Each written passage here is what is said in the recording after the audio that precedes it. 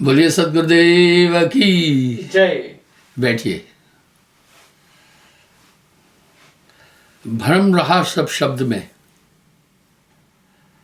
शब्दी शब्द न जान। गुरु कृपा निज परख बल, परखो धोखा ज्ञान। एक चीज को कई बार मैंने उठाया है। अध्यात्म में तीन की भूमिका है भाई। खेती बाड़ी में भी तीन की भूमिका है।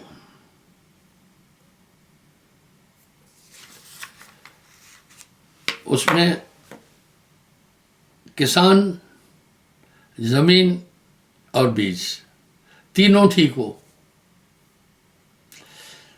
भाई। बीज कितना भी अच्छा हो, पत्थर पे नहीं उगेगा। बीज कितना भी अच्छा हो, जमीन कितनी भी अच्छी हो, लेकिन किसान अगर अच्छा नहीं है तो फसल नहीं होगी। इसलिए तीनों की भूमिका चाहिए।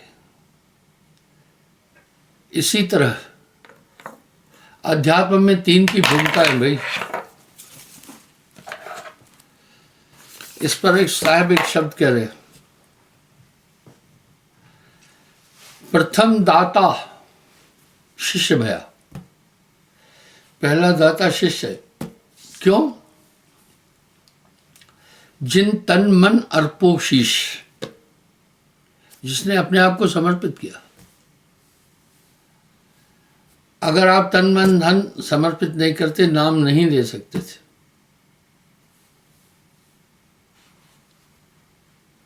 दूसर दाता गुरु भया, यह नाम दिया बख्शिश।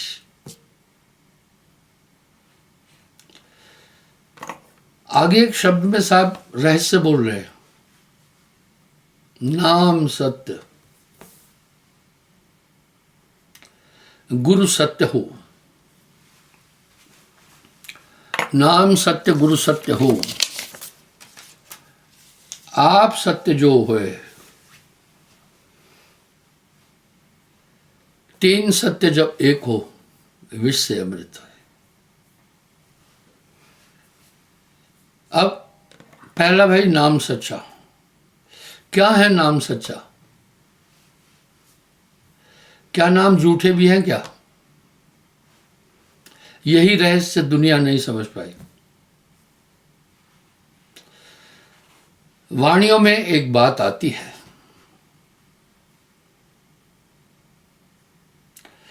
समस्त धर्मशास्त्र ये बोल रहे हैं, नाम सत्य गुरु सत्य हो। आप सत्य जो होए, तीन सत्य जब एक हो, विष से अमृत हो। क्या नाम भी कोई झूठा होता है क्या? नहीं, बात समझे। इसलिए आजकल सब नाम लेने जा रहे हैं। पहले कथावाचक दीक्षा नहीं देते थे, वो सिर्फ कथा बोल करके धन ले जाते थे।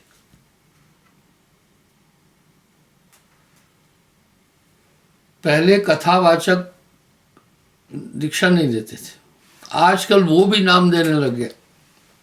क्यों? क्योंकि कलयुग में नाम का महात्म है। मैंने ये शब्द भी कई बार उच्चारण किया है। कलि में केवल नाम आधारा, सुमर सुमर भव उतरो पारा। रामायण। सतयुग सत्य, त्रेता तपह, द्वापर पूजा सार। कलि में ये सब ना बढ़े, कलि केवल नाम आधार। कलि में केवल नाम आधारा, सुमर सुमर भव उतरो पारा। इसलिए एक तयशुदा बात है कि ये कलयुग नाम का युग है। और इसकी पुष्टि साहब भी कर रहे हैं। कल यह नाम प्रताप धर्मन हंस लोक सिधावहि, तज काग चाल मराल मत गए। यानी नाम का महात्म सबका, सबने कहा। अब सवाल उठा, नाम सत्य गुरु सत्य हो, आप सत्य जब हुए, तीन सत्य जब एक हो विश्व अमृत हुए। मैं आपको एक उदाहरण देता हूं। यहां पर कथावाचक किसी को दीक्षा देते नहीं थे, कम से कम यहां नहीं देते थे। जब लोगों को, पब्लिक को, लोगों को मैंने भक्ति में जोड़ा तो नाम ले लिए। उन्होंने एक बात सोची, नाम लेने के बाद आदमी बाउंड हो जाता है, वो भी नाम देना शुरू किया ताकि साहिब बंदगी में नहीं जाए।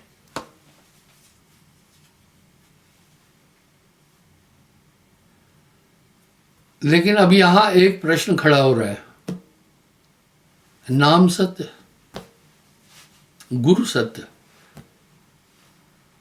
आप सत्य जो है। यही बात धर्मदास जी ने जब नाम की महिमा बोली,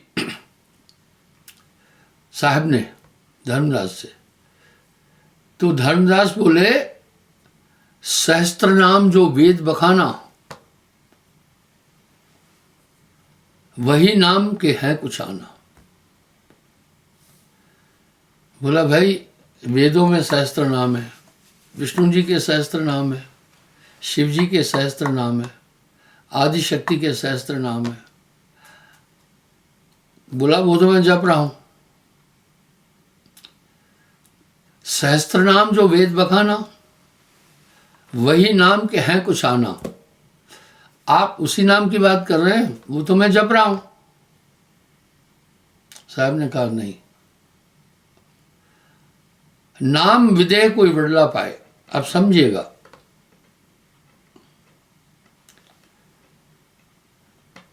जैसे वो नाम विधेय क्या है, भारत के हर एक नागरिक के ऊपर संविधान लागू है।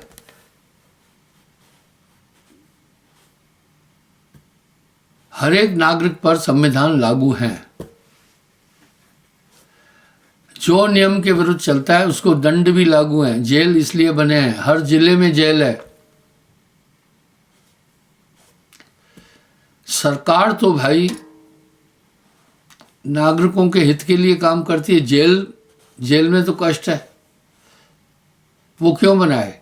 क्योंकि जो अताताई समाज में अशांति फैलाते हैं, उनको नियंत्रित करने के लिए जेल का दंड जरूरी है।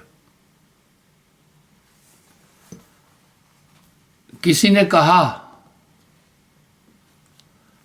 भारत के अंदर फांसी की सजा नहीं होनी चाहिए, ये मानवाधिकार का हनन है। तो एक बुद्धिजीवी ने कहा जिस दिन फांसी की सजा खत्म हो जाएगी, रोज सड़क पर लाशों का ढेर हो जाएगा। ये मृत्युदंड और आजीवन कारावास के कारण ही तो अपराध पर नियंत्रण है। तभी भी उदंड लोग वो काम करते हैं।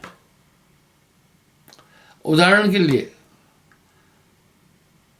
बलात्कार और पास्को के लिए तो मृत्युदंड है। किसी नाबालिग के साथ जो जिबह करता है उसके लिए मृत्युदंड है, और किसी स्त्री के साथ अगर करता है तो उसके लिए आजीवन कारावास है। तभी भी कुछ अपराधी वर्ग के लोग ये काम करते हैं, इसलिए दंड।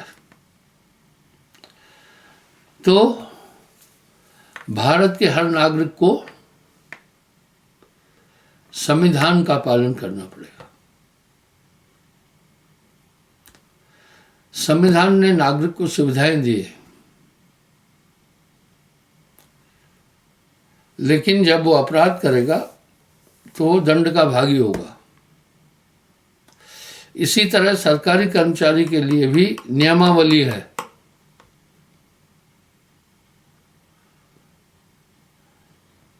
इसी तरह गुरु शिष्य के बीच भी एक नियमावली है। वो नियम मैंने आपको बताया। अगर आप सदगुरु की भक्ति पालन किए हैं तो वो नियम 7 बताए, वो आपको अमल करना ही होंगे। उसके विरुद्ध चलोगे तो काम नहीं बन पाएगा। जब तलक है भेद दिल में कुछ नहीं बन पाएगा। जब तलक है भेद दिल में कुछ नहीं बन पाएगा। रंग लाती है ये भक्ति भेद मिट जाने के बाद। भेद नहीं हो। भेद क्या? आपको उन नियमों का पालन करना है।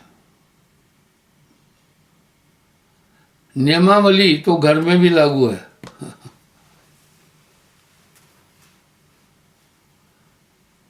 अगर आप माँ बाप के कहने पर हैं तो आप उनकी संपत्ति के हकदार हैं। मेरी बात ध्यान से सुनना।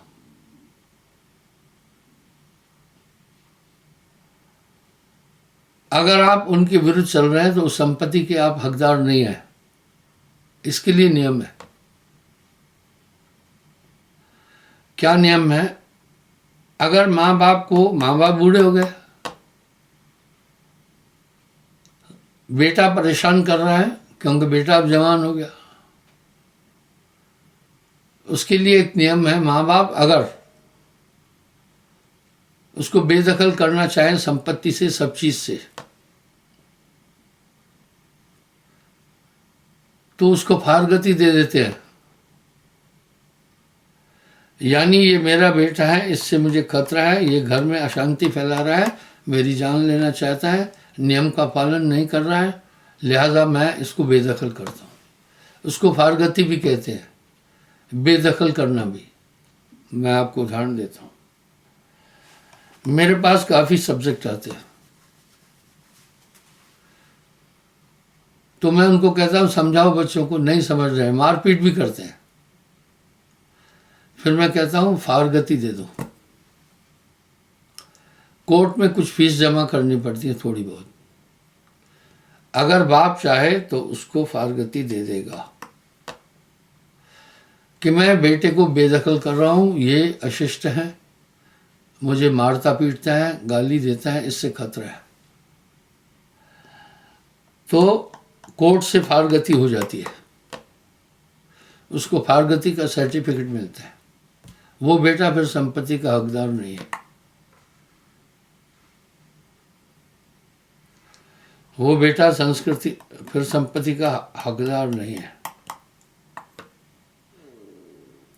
ऐसे ही कई लोगों को जब पहले समझाता हूं, भाई माँ बाप को नहीं तंग करो, जब अति कर लेते हैं, मारपीट भी कर लेते हैं, तो मैंने बहुतों की फारगति कराई है। बरबस आपके दिमाग में आएगा कि महाराज आप यही काम कर रहे हैं क्या? नहीं, दंड अंत में होता है। बहुत समझाता हूं, माँ बाप को मारना नहीं है।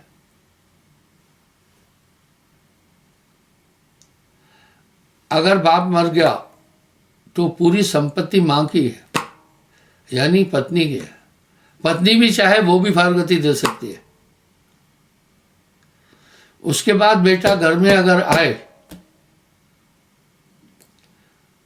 तो आप पुलिस में सिर्फ एक आवेदन करना, वो फारगति की कॉपी लगाना।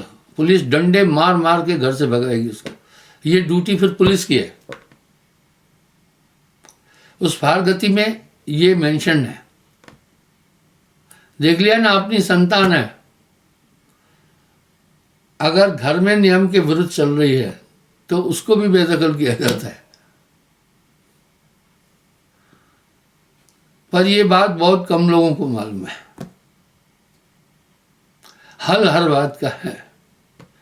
इसी तरह अगर कोई नियमावद्ध चल रहा है विरुद्ध, तो फिर बात नहीं हो पाएगी। मैं ये बताना चाह रहा हूं। इस पर साहब ने एक शब्द कहा, गुरु बताए पूरब को, चेला पश्चिम जाए। हृदय कपट की टाटरी कैसे मिली आए। पहला गुरु सत्य हो। अब आप आते हैं गुरु सत्य कैसे।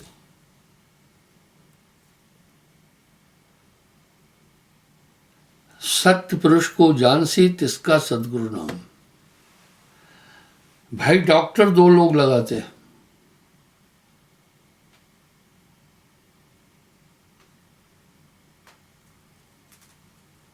डॉक्टर दो लोग लगाते हैं, बाकी कोई नहीं लगा सकता। यहाँ तो एमबीबीएस है, मेडिकल साइड से है तो डॉक्टर है, बोल लिखिएगा।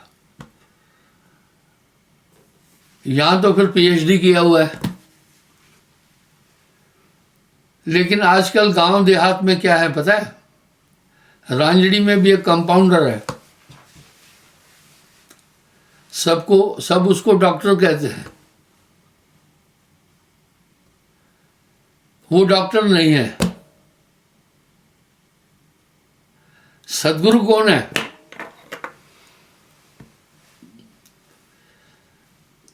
ये भी एक बहुत गंभीर बात है। अगर आप धर्म शास्त्रों का पूरा अध्ययन और मंथन करेंगे, ये सदगुरु शब्द साहिब के द्वारा निकाला गया है। गुरु हैं। ये कौन है? जो उस परम काष्ठा का साक्षात्कार कर चुका है, परम सत्य का। इस पर साहब ने सीधा सीधा कह दिया, सत्य पुरुष को जानसी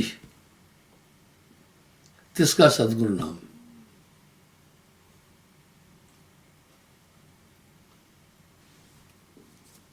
जो उस परम सत्ता तक पहुंचा है वो सदगुरु है।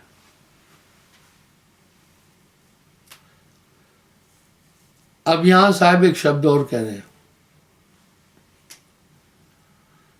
बहुत गुरु है अजग माही, हरे द्रव्य कुछ संकट नहीं। ताते प्रथम परीक्षा कीजिए, ता पीछे गुरु दीक्षा लीजिए। मैंने ये बात भी कई बार बोली है, लेकिन जरूरी फैक्टर है।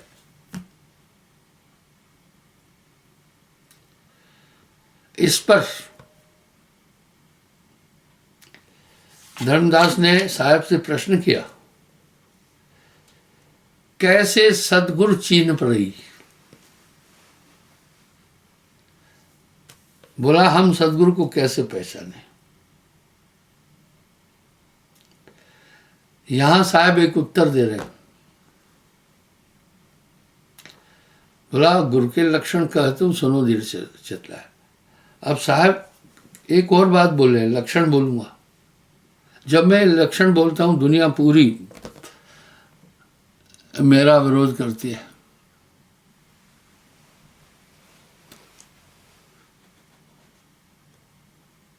अब साहब अपनी वाणी में एक बात और बोल रहे हैं।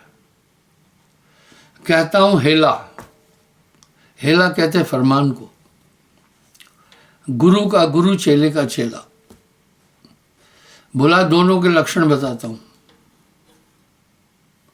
सुनो। पहले एक सदगुरु के लक्षण सुना। प्रथम निर्वासना। ऐसा क्यों, वो सुनो। कंडीशन है, निर्वासना का मतलब विषय कभी नहीं करे। क्यों? विषय से क्या नुकसान है? जैसे किसी को मिर्गी की बीमारी है, उसका दिमाग कभी भी काम नहीं करेगा, क्योंकि दौरे के समय हाई शिवरिंग होती है ब्रेन में। इसलिए ब्रह्मचर्य का पालन। प्रथम निर्वासना,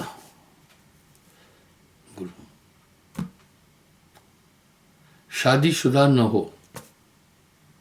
आप कहेंगे हाँ, शादीशुदा न हो, सब गिनाएंगे फलाने में भी शादी की, ढिकाने ने शादी की, हाँ की, बाद में छोड़ दिया, वैराग ले लिया। और साहब यहां तंज कस रहे हैं, ग्रही होकर कथे ज्ञान, अमली होकर धरे ध्यान, साधु हो के कूटे भग, कहे कबीर ये तीनों ठग। साहब ने आकाश फाड़ कर बात बोली है। अंधे को अंधा मिले, राह बतावे कौन, बंदे को बंदा मिले, गांठ छुड़ावे कौन। दूसरा निर्बंधन, यानी वो बंधन में न हो, बीज बिंदु नहीं चले गुरुआई, नाद बिंदु से कर। इसलिए साहब बोले, कह रहे अपने रक्त के संबंधी को उत्तराधिकारी नहीं बनाना है, वो ममता है, वो मोह है। आज आप देखो सभी अध्यात्म संस्थाओं को खंगालो, ये मैं निंदा नहीं कर रहा हूं, निंदा निंदा सब कहे, निंदा न जाने कोई, जैसे को तैसा कहे वो भी निंदा न।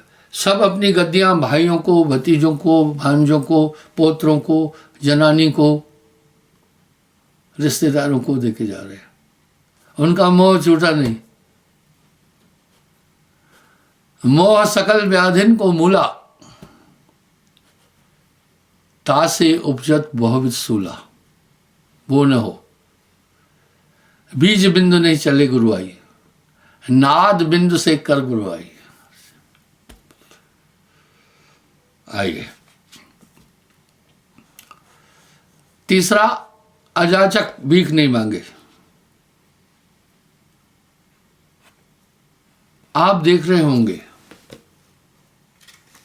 ये दुनिया साच कहो तो मारन धाई, झूठ कहा नहीं जाए।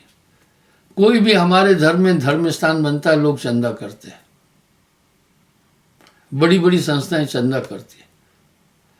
मैं चंदे को एक भ्रष्टाचार मानता हूं, ये एक मांगना है। चंदा लेने वाले इतने ढीठ होते हैं, लिए बिना नहीं छोड़ते हैं। इसलिए गुरु अजाचक मांगे नहीं। सती न पीसे पीसना, वाह, जो पीसे वो रांड, उसको तो रांड कह दिया। संत न मांगे भीख, जो मांगे वो भाड़, वो भाड़ू है। भाड़ू गंदा शब्द है। वो क्या करता है, वेश्या के कोठे पर ग्राहक पहुंचाता है और कमीशन लेता है, उसको भड़वा बोलते हैं, वो पेशा है। और सर्वज्ञ, समस्त धर्म शास्त्रों का ज्ञान हो। देखिए कंडीशन कैसी है। इसलिए साहब वाणी में कह रहे, कहता हूं हेला गुरु का गुरु, चेले का चेला।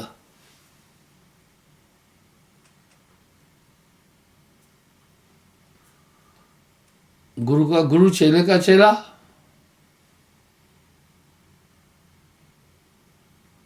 यानी दोनों के नियम बोलो। वो शिष्य की शंकाओं का समाधान कर पाए और समदर्शी छठा, जो क्लास, कास्ट, कलर, क्रीड का भेद नहीं रखे, सब में एक आत्मा देखे। हम लोग दुनिया के लोग किसी की शक्ल सूरत देख करके मूल्यांकन करते हैं। नहीं, ये तो पंचभौतिक शरीर है।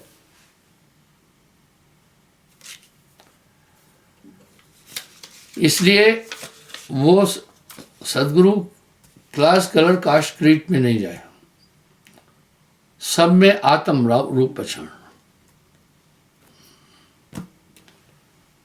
और सातवां ईश्वर निष्ठ। अब सवाल उठा, धर्मदास पूछ रहे हैं ईश्वर निष्ठ कैसे पहचाने। सभी तो कह रहे हैं हमारा गुरु जो बहुत पहुंचा हुआ है। बोला जो 6 कंडीशन को फॉलो कर रहा है वही कर पाएगा जो उस परम सत्य में मिला है, नहीं तो नहीं करे। इस तरह अब भाई गुरु सत्य, नाम सत्य, फिर नाम सत्य क्या है? क्या नाम झूठे हैं क्या? यहां साहब तंज कस रहे हैं, कोटि नाम संसार में तिनते मुक्ति न होए, मूल नाम जो गुप्त हैं बूझे बड़ला को। वो अकह है, कहा नहीं जा सकता, लिखा नहीं जा सकता, पढ़ा नहीं जा सकता, वाणी में नहीं आ सकता। जो लिखा जा सकता है वो काया नाम है। ये है क, देखो क की एक आकृति बन गई। वो नाम लिखने में नहीं आता, बोलने में नहीं आता। जहां बोलते हैं माया जानो। वाणी तो 2 तत्वों का मिश्रण है, पृथ्वी तत्व और वायु तत्व। बिन सदगुरु कोई ना ही पाए। फिर कैसा नाम है? सजीव। एक दिव्य ताकत आपसे कनेक्ट करता है गुरु। ठीक वैसे पहले हवाई जहाज और पानी के जहाज किससे चलते हैं? नेविगेटर से, कंपास से। उसको दिशा सूचक यंत्र भी कहते हैं। वो बोलता कुछ नहीं है। अगर आपको 60 डिग्री पर जाना है और आप अगर 70 डिग्री पर गए, कंप्यूटर पूरा वो आपको बता देगा कि दिशा ही नो, कंपास बता देगा। वो एरो दे रहा है आपको, इसी पर जाओ। इस तरह वो नाम हमेशा आपको गाइड करता चलेगा, आपको निर्मल बना देगा। आप अंदाज लगाओ, नाम दान के बाद आप में बहुत बड़ा परिवर्तन आया। ये नाम की ताकत है। अकह नाम गुरु बिन नहीं पावे, पूरा गुरु अकह समझाए। लिखा न जाए, पढ़ा न जाए, बिन सदगुरु कोई ना ही पाए। अब तीसरी बात आई, आप सत्य हो। ये खुद सत्य कैसे हो? शब्द सेवे सो गुरमुख होए, यानी आप गुरमुख बनो। अब गुरमुख यानी शब्द सेवे सो गुरमुख होवे। कौन सा शब्द? नाम दान के टाइम आपको 7 नियम बताए। सत्य बोलना, मांस न खाना, शराब न पीना, पर स्त्री गमन न करना, चोरी न करना, जुआ न खेलना, हक की कमाई खाना, उसका पालन करना। डॉक्टर जब किसी का ऑपरेशन करता है, परहेज वो भी बताता है। टाके लगा, पहले कह रहा है कुछ दिन दूध नहीं पीना,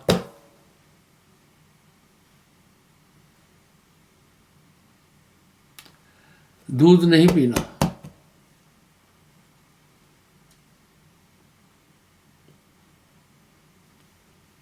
दूध पीने से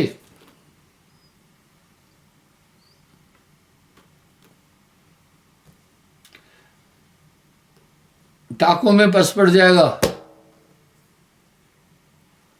और टाके खराब हो जाएंगे। डॉक्टर ने तो अपना काम कर दिया, आपके पेट में रसोली थी या कुछ गड़बड़ थी, उसने वो निकाल दी। अब परहेज आपको करनी है। दूध पीने से पस बन जाएगा, टाके पक जाएंगे, बेकार हो जाएंगे, मौत भी हो सकती है। इसलिए साहब कह रहे हैं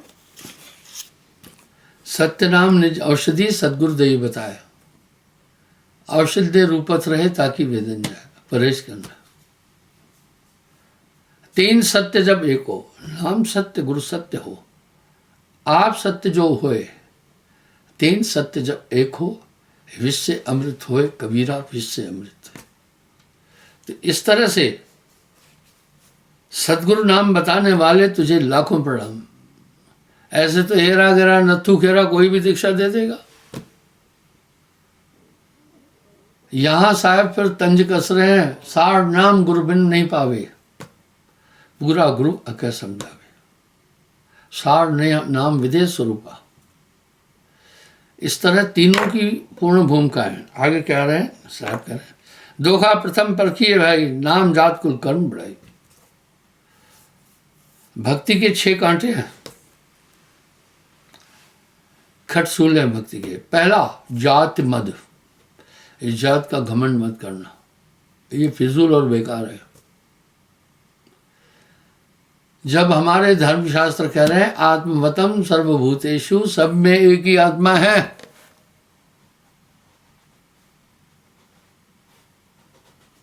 मैं आपको बताना चाहता हूं, अंग्रेजों का एक नियम था, डिवाइड एंड रूल, बांटो और राज करो।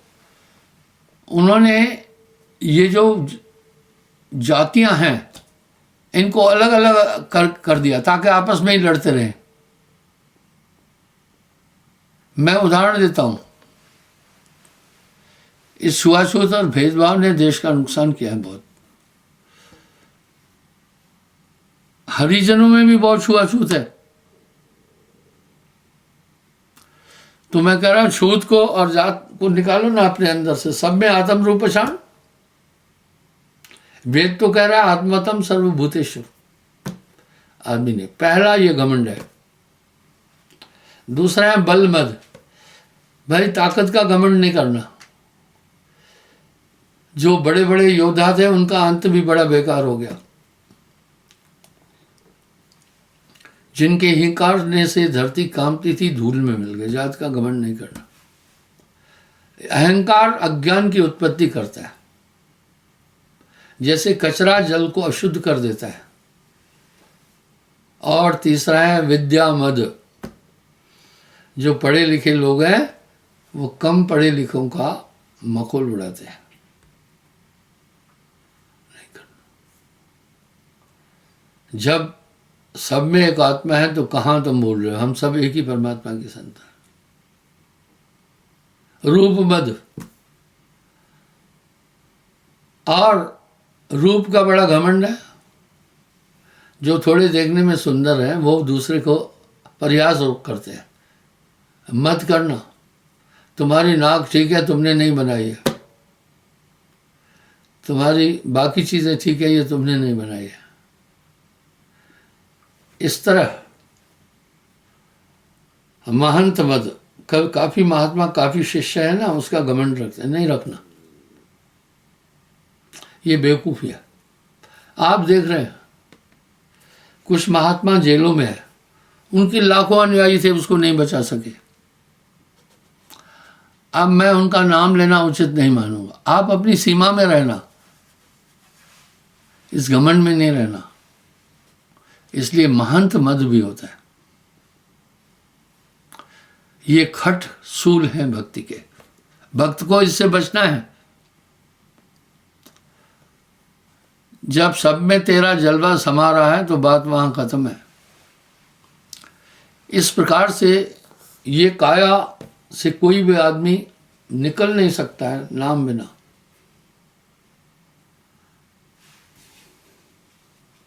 गुर बिन ज्ञान न उपजे,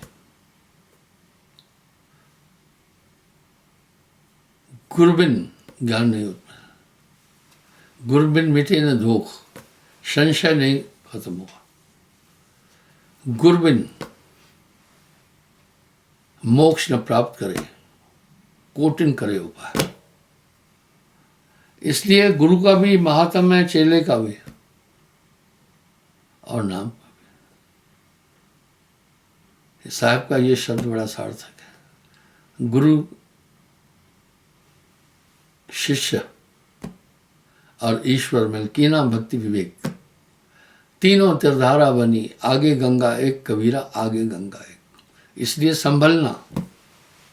जो विचारवान लोग हैं कभी भी नियम के विरुद्ध नहीं चलते, वो जानते हैं दंड मिलेगा। भय रखना, भय, भय करता भय प्रेम गुरु, भय करनी भय सार, डरता रहे वो ऊपरे, गाफिल खाता मार। क्षमा चाहता हूं, समय हो रहा है, कल पुनः मैं हाजिर हो जाऊंगा।